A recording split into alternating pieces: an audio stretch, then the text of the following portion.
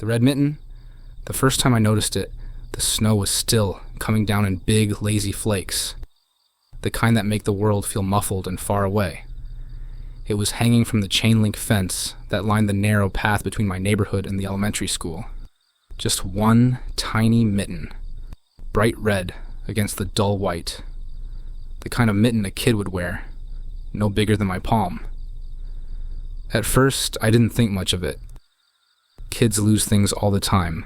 Hats, scarves, gloves. I figured some parent would come along later and retrieve it. Or maybe the kid would notice and snatch it back. But the next morning, it was still there. Not in the exact same spot, though. Someone had carefully adjusted it, hanging it higher with the thumb pointing up instead of down, like it had been deliberately displayed. Over the following week, it became part of my morning routine. I'd walk past, glance at the Red Mitten, and notice that it had shifted ever so slightly since the day before.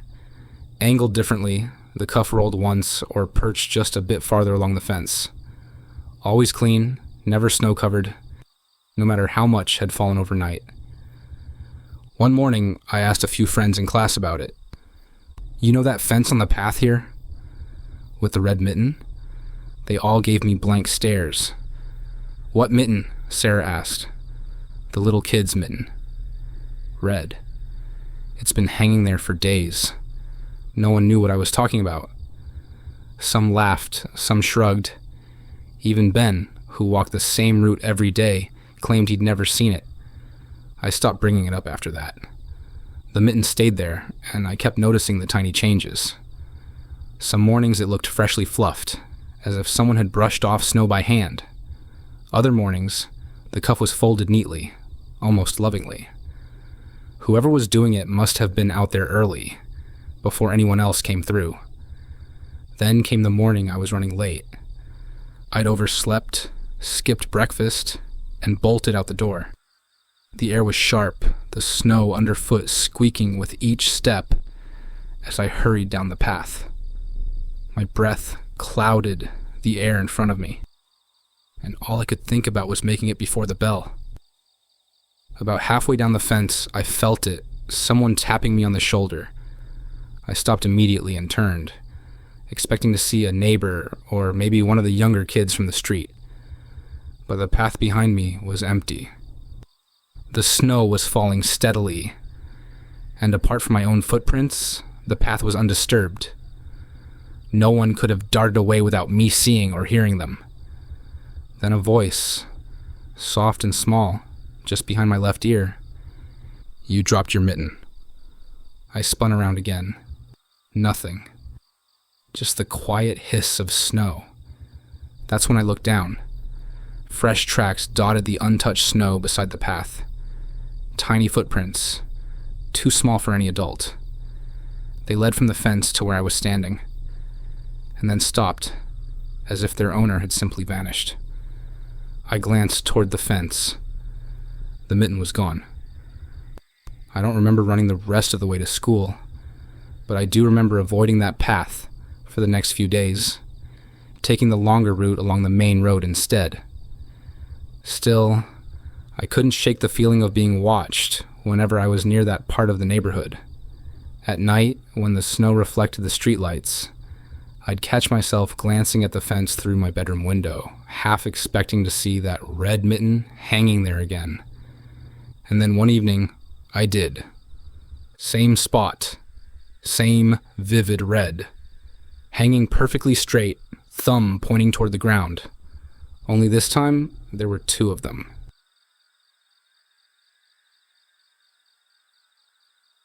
The white dress by the window.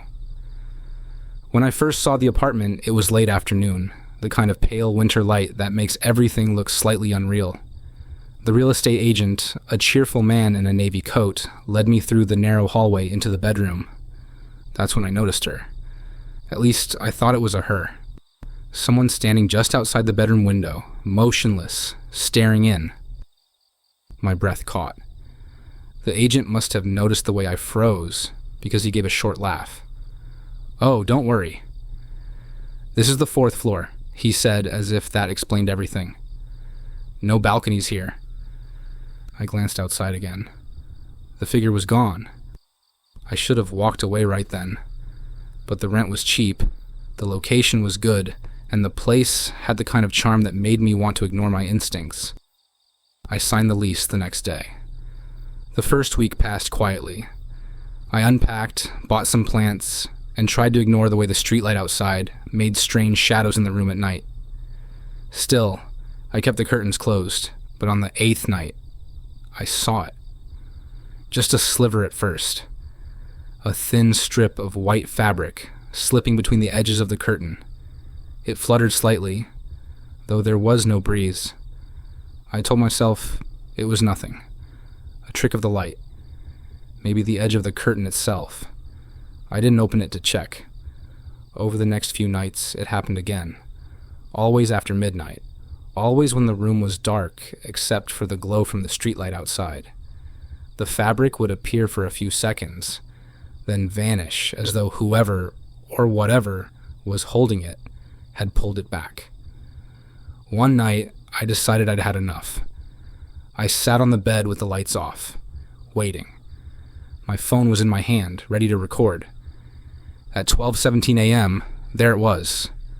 The fabric, pale and smooth, sliding into view. My pulse quickened. I stood, stepped quietly toward the window, and in one swift motion, yanked the curtain open. For a moment, I couldn't make sense of what I was seeing. Pressed against the glass, inches from my face, was a white dress. It wasn't being worn. There was no body inside. The fabric clung to the glass, wet and heavy, as though it had been pulled from a lake and slapped against the window. Drops of water trickled down, leaving faint trails. And then, slowly, the dress slid upward, disappearing above the window frame. I stumbled back, heart hammering, the curtain still clutched in my fist. My phone slipped from my hand. In the silence that followed, I realized something. This was the 4th floor. There was nothing above my window but open air. The next morning, I found a faint water stain on the outside of the glass, in the shape of a handprint. Small, delicate fingers splayed wide. That night, I slept with the lights on. It didn't help. At 12:17 a.m., the fabric returned. Only this time, it wasn't just hanging there. It was moving. Shifting slowly from side to side, like someone was swaying in midair, just out of sight. And from the corner of my eye, I saw something dark at the top edge of the glass. Hair, dripping water. I haven't opened the curtain since.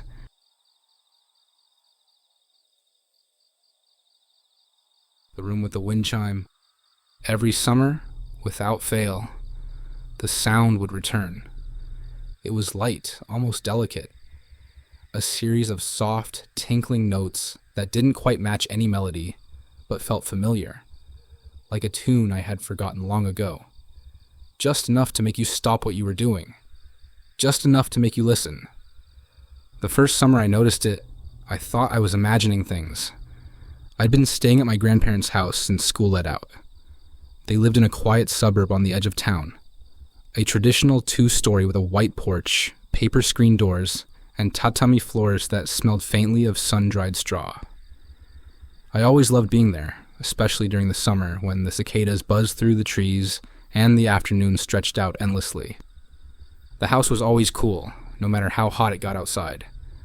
My grandmother kept it that way with 1,000 little rituals, closing the shutters just so, placing bowls of water in corners, simmering barley tea in the mornings. She said it helped keep the spirits calm. I didn't ask what that meant. The sound came from upstairs, specifically from the 2nd floor tatami room, the one we weren't supposed to use. I don't remember ever being told not to go in there directly, but it was one of those things you just understood. The sliding door was always closed, the light always off. My grandfather had once called it the summer room, which didn't make sense because no one ever went in there. That first time, I was brushing my teeth before bed when I heard it, a faint, glassy chime, drifting down the stairs. I paused, toothbrush still in my mouth, and listened. It rang once, then again, and then it stopped. I crept upstairs with the lights off, the floorboards cool under my bare feet. At the end of the hallway, the sliding door was shut tight, as always.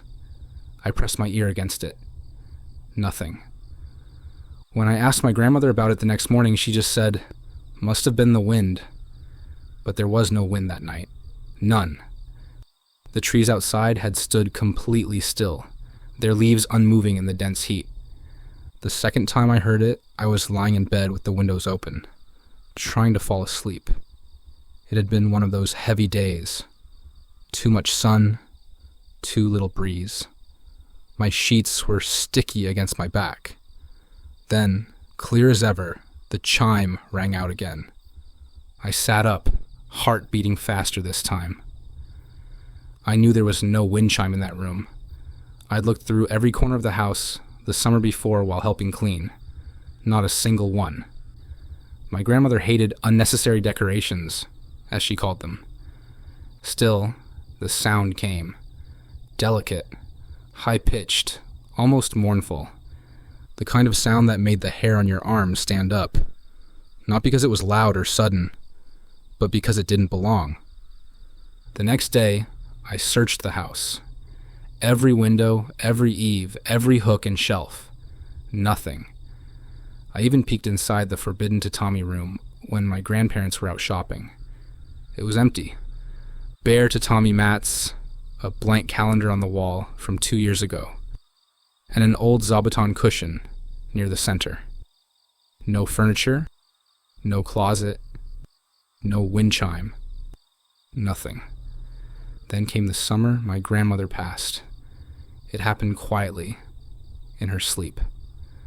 I had gone back home by then, and the news reached me on a humid July morning. I still remember the voicemail. My grandfather's voice trembling as he asked if I could come back for the funeral. I did. Of course I did. The house felt different when I returned. Dimmer. Stiller. The kind of stillness that comes not from silence, but from absence. My grandfather barely spoke. He moved slowly, as if each motion took effort. The room smelled of incense and dried flowers. The night before the funeral, I couldn't sleep. The guest futon felt wrong. I kept tossing and turning, the ceiling fan above me groaning with every revolution. Around midnight, I gave up and went to the kitchen to make some tea. That's when I heard it again. Clear. Soft. The unmistakable sound of the chime. It echoed once, then again. Then again. Slightly different each time, as if it were moving. I froze. It wasn't just coming from upstairs. It was coming from that room. The tatami room. I don't know why I went. Maybe I needed to prove to myself it wasn't real. Maybe I needed to believe that grief could explain it. That it was just my brain playing tricks on me, offering me patterns in the dark. The stairs creaked under my feet. The air was warm and still. No breeze. The hallway stretched out like it always had, but the sliding door was open. Only a few inches, but enough. Inside, the moonlight pooled on the floor, spilling across the tatami in soft squares. The cushion in the center of the room was gone. Instead, something small and pale sat in its place. I stepped closer. It was a piece of glass. No, not just glass. A shard. A fragment of something curved, painted faintly with a blue floral pattern. I knew that pattern. It was the same as the old wind chime my grandmother used to hang in her kitchen window, years ago, before she decided it was too noisy. I hadn't thought about it in ages.